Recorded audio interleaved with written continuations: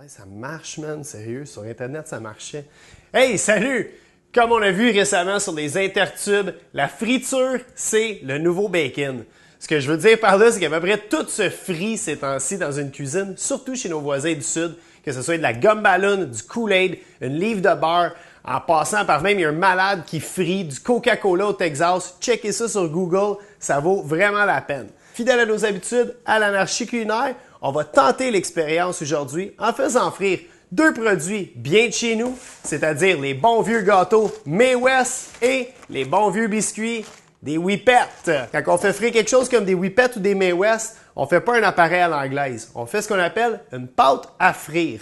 Pour ça, on va commencer en déposant dans un bol une tasse de farine, une cuillerée à thé, une bonne cuillerée à thé de poudre magique. Okay? On va mettre une demi-bière. Là, je vous vois venir à la maison. Bob le chef, qu'est-ce qu'on fait avec notre restant de bière? Ben écoute, tu gardes pour boire.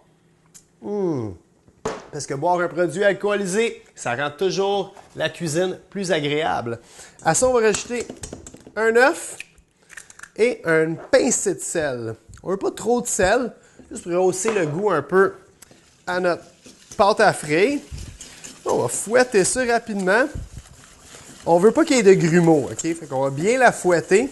On voit ici, ça ressemble vraiment un peu à une pâte à crêpes. C'est un peu plus épais.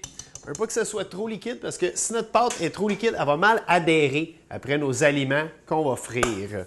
Donc, on a notre friteuse ici préchauffée à 350 degrés. On va ouvrir le top, OK? On voit qu'elle est bel et bien prête, ça boucane. Et on va déposer notre Mae West. C'est un mini Mae West qu'on a pris. Ça va mieux fitter, pardonnez l'expression, dans notre friteuse. Puis on va bien tremper le tout, le Mae West et le Whippet, avec notre pâte à frire pour par la suite simplement la déposer dans notre friteuse. On a notre Whippet qui est parti et on va poursuivre avec notre Mae West. On va mettre un petit extra de pâte sur le dessus. Comme d'habitude, il n'y a pas réellement de temps de cuisson. Je peux pas vous dire à peu près, en plus que c'est la première fois que je fais cette recette-là de ma vie. Après à peu près une minute de cuisson, on voit que ça a bien doré, surtout qu'on a de l'huile vraiment propre. Fait que ça a tendance à être moins coloré qu'avec la vieille huile. On les retire, puis on va les déposer sur un papier absorbant dans une assiette pour enlever l'excédent d'huile. Là, c'est le moment tant attendu. On va commencer avec le Whippet parce qu'il y a eu un peu plus de misère. Fait que c'est tout le temps mieux de finir en beauté, OK? Je vais essayer de le couper en deux, voir le résultat. Ah non, vraiment, c'est beau comme tout. On voit ici, on a la pâte à frire, la Whippet, la guimauve chaude.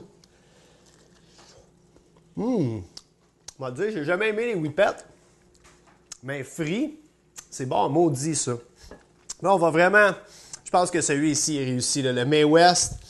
On va couper ça en deux. Oh wow! OK, ça c'est quelque chose que j'aimais dans ma jeunesse des Mae West. On voit le gâteau au toucher, il est chaud, il est mou, l'espèce d'humidité dans le gâteau, la crème a fondu.